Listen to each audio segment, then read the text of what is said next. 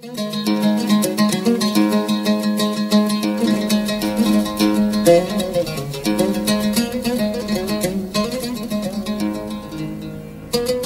is a young Somali woman who came to Yemen a year ago. She left behind her 4 children to earn money as a domestic. She came by boat, one of the 3 main ways in which women come to this Arab country. She lives by herself in a small room and has no friends. Every morning she goes to work and returns home in the afternoon.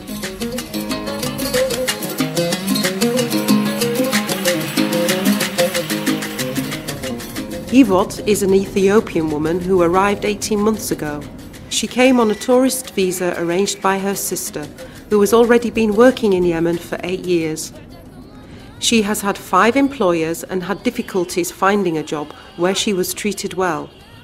She works from Saturday morning till Thursday evening and only has Friday to spend with her sister and friends in a small room they rent together.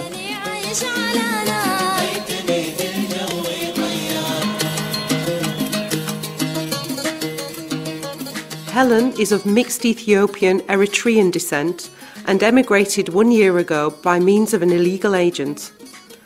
She had 2 very bad experiences with Yemeni employers and was beaten by the agent when she complained about her work. She ran away from the family and is now without a job. The agent still has her passport. She is living on her own in a small room.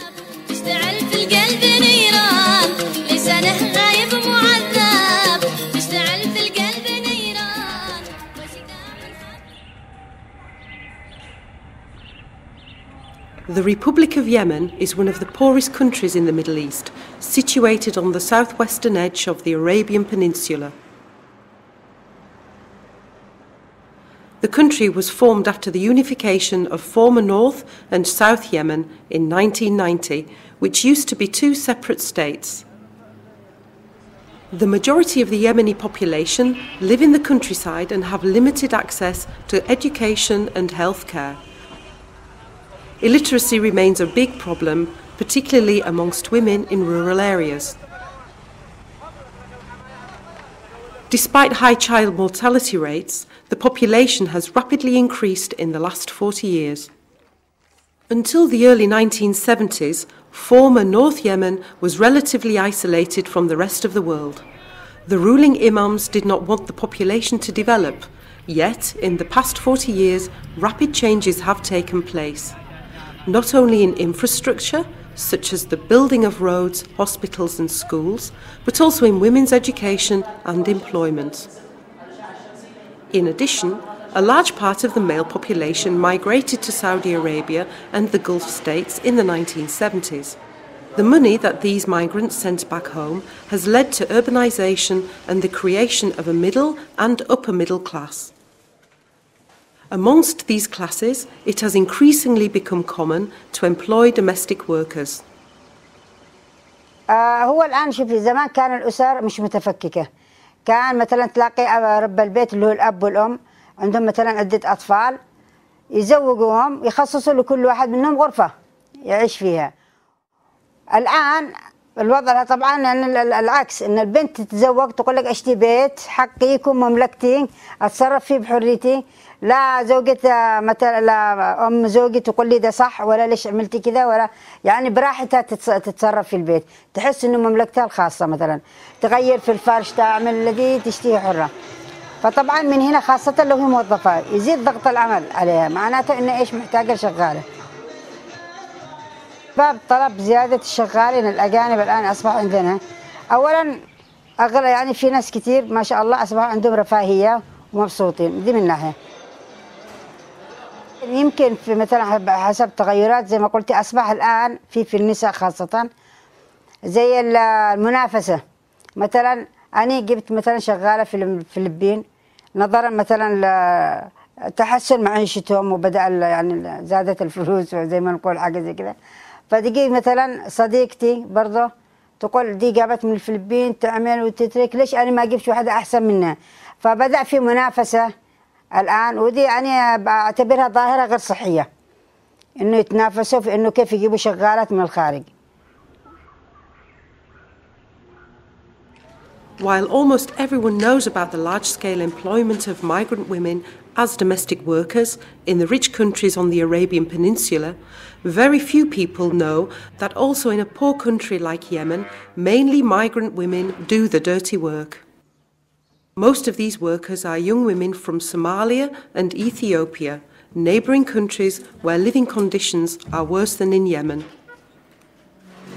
But these young women are hardly visible to outsiders because they work inside the houses and dress like Yemeni women when they go outside. Who are these women, and how should we judge their situation? Are they modern slaves lacking any rights? Or are they actively trying to improve their lives?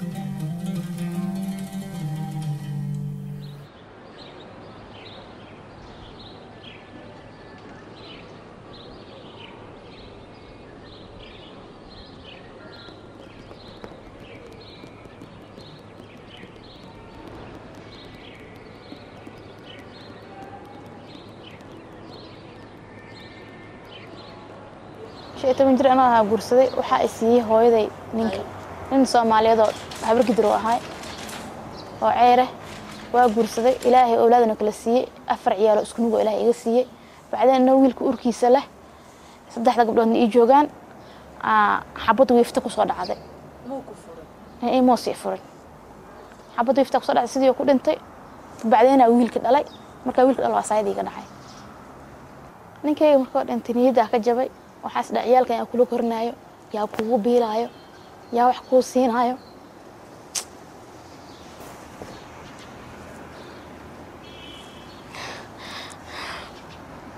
بعدين ما سو تهريبيه ما imaade بعدين عيالkayga haduu xamaashaa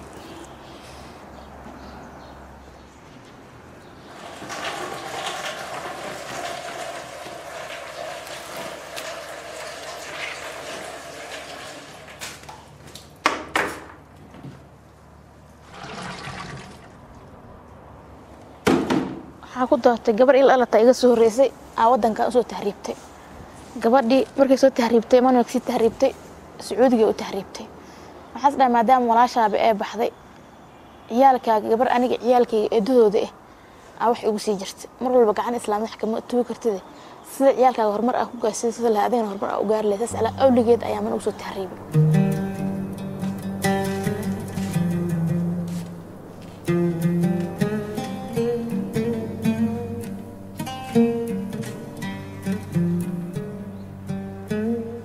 There are three main ways in which domestic workers come to Yemen, affecting their employment and living conditions. The first way is smuggled by boat from the coast of the Horn of Africa.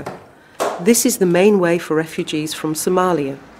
Somali women come to Yemen because they know there is work available as domestics, but also because they hope they can travel to neighbouring countries such as Saudi Arabia and the Gulf states, but even to Europe, Canada and the United States. Somali women are employed for cleaning tasks and never live with the family or their employers. Their status in Yemeni society is low and they suffer a lot from discrimination.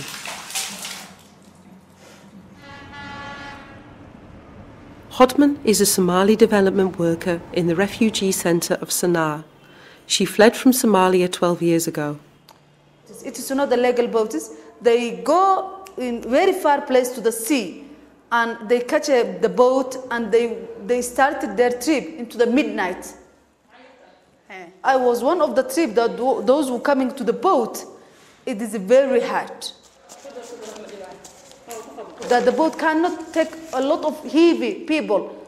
So when one night and one day on the sea, they started that they said we are going to knock the boat down, to sink.